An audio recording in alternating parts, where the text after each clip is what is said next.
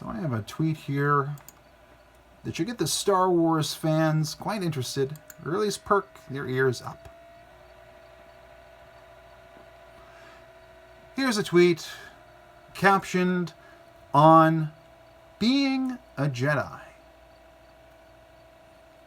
Thought, action, words, acting on words, imagination, reality. Jedis know minds can be led, but they cannot be read. And a lightsaber has no agency of its own. So what I'm talking about here is, and I do see this. I've heard about this. Someone used the term pogrom. Now, a pogrom, I'm going to loosely define it here because I haven't looked at the definition in a few days, but they were talking about how, somebody can say something and then activate a group that will then massacre another group based on the dog whistle or whatever it might be. It's a pogrom. It's kind of a pretentious way of saying, no, people don't have agency. They just follow the leader. They follow the Pied Piper. But Jedis don't do that. Jedi separate thought from action. They separate words from acting on words. Words, they have meaning, but they're just words. They're not actually hitting something, hurting something, harming something, except for feelings. For the most part, just feelings are hurt by words. Imagination and reality. What's happening in somebody's head versus what they're doing in the malleable world are two separate things. Jedis know that. They live in the metaphysical realm, the Force. They need to know the difference between words and acting on words. Otherwise, who knows what the hell they would do with their Force magic, their Force powers. If you played Knights of the Old Republic, you know what I'm talking about. So Jedis know the minds can be led, but they cannot be read. So, yes, we can be easily conditioned, easily led around. Our pattern recognition gets programmed by our environment, by the media, by the internet, by other people, by ourselves. We get hypnotized, we get brainwashed. Every minute of every day by somebody or something. We get conditioned and programmed to act in a certain way. So, minds can be led by like a Pied Piper. A person with power, person of import says something. It can be very persuasive. It can be very, it can really pull you in. It can make you want to act. It can give you that Kairos effect.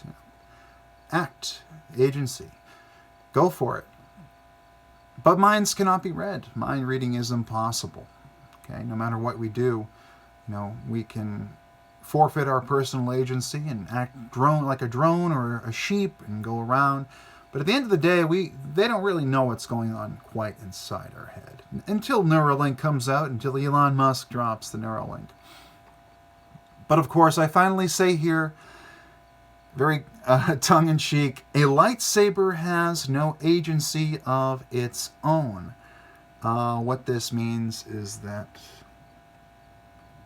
it's not the gun that shoots, it's not the gun that pulls the trigger, I should say, but the person. And you have to be in the right space mentally to pull the trigger. And we had the Gilroy, the El Paso, Dayton, Ohio shootings recently. We have shootings virtually every single day in places like Chicago and Baltimore and across the country. And there are so many factors that go in, but limiting guns, pulling back personal protection, it's really, gun crime is a symptom of the problems we're seeing. It's not the problem itself. A lot of gun crime, and it's not really reported very often, but if you look at the FBI crime stats, see that suicide accounts for a lot of gun crime. Gang-related violence. It's not usually a lone wolf. We have to think about the mental health what's going on in these people's heads. Are they depressed? Are they despondent? Do they have anything to live for? Like, we have problems. We have issues to work out. But removing people's personal protection and undermining the Second Amendment to get there, I don't think that's the wisest way to go. Once a law is put in, it's hard to pull it back. It's just the way it is. The slippery slope can, to some degree, exist. I know that can be, oftentimes a fallacy. But with guns, once you're disarmed, you're not getting your arms back. And it's part of why we're so safe as a country is because we're armed. Then, of course, people will point to the statistics and say that, like, in Australia or Japan, there isn't as much gun crime. There hasn't been any gun death since this year or that year. And I'm like, well, those countries are not the United States of America. We have our own culture. We have our own constitution. Analogies are bad for this reason. They're good for explaining a concept, but not good for winning people over. Like Scott Adams says, analogies are bad. Analogies, they can be fun, but they're not looking at the full picture. We have a country, we have our urban areas, we have our rural areas, and we have 250 years of history that show, these problems, they have ebbs and flows. They run in cycles. Things were much, much worse in the 80s and 90s when it came to gun crime. And actions were taken. There was an assault weapons ban for a little while. It ran out. And, you can make your best effort to say, like, which legislation would help us make this a safer country. But at the end of the day, the gun crime is just a tool that if they don't use that tool, if they don't use that gun, if you make that gun illegal, if you take it off the lawful market and make it black market only, they're just going to get it some other way. Or they're just going to kill some other way. Because oftentimes these killers that shoot, the ones that we're really worried about, the mass shooters, many times they are angling for suicide. Yeah. In fact, they go into these situations where there's almost no chance of them getting out alive. They're doing it for whatever reason they might have. Maybe they want some publicity. Maybe they want to be important. They want to make a statement. Maybe they want to inspire copycats, have copycat contagion, which is another tweet of mine. I'll be doing a video on that sometime in the future. But, create a movement by slaughtering a bunch of people. See, they're not very well in the head. That's the idea. When they say, like, I had arguments with people on Twitter, they say, mental health is a cop-out. I'm like, well, yeah.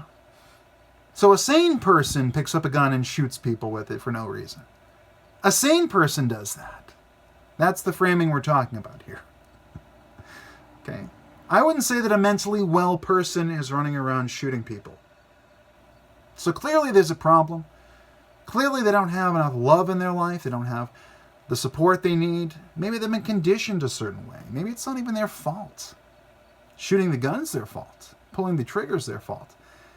But, did they come into this world? Were they born as a child and destined to commit these heinous, evil acts? No. They were conditioned that way. They were brought up that way. They were almost forced into it. Now, again, there's no way you can rationalize mass violence, or any violence. Domestic violence is evil. But, these monsters are created. We should try to work on getting to the solution to that problem.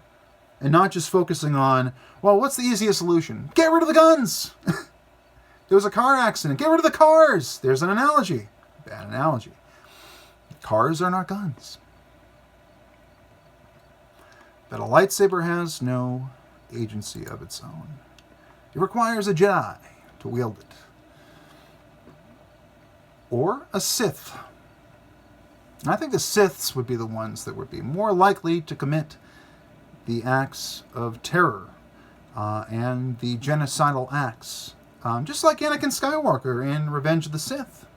When he took out that young school of Padawans. That was pretty awful. More of that scene than the movie itself. The movie itself was probably, of the first 3 episodes, you had The Phantom Menace, Attack of the Clones, and then Revenge of the Sith, episodes 1 through 3 of Star Wars. I would say that the third one was the best, but it was a tough, it was a tough trilogy to rate. Second one was the worst, I'll say that. Attack of the Clones, it had the Yoda fight with it was a Count Dooku, Christopher Lee. Yeah, it was fun, but no, I actually preferred. I think of the newer ones, of all the later ones after Return of the Jedi, I think I prefer the most The Force Awakens. Might be a controversial opinion, but leave me a comment below what you think about that. It was a fun reboot of the first movie, A New Hope.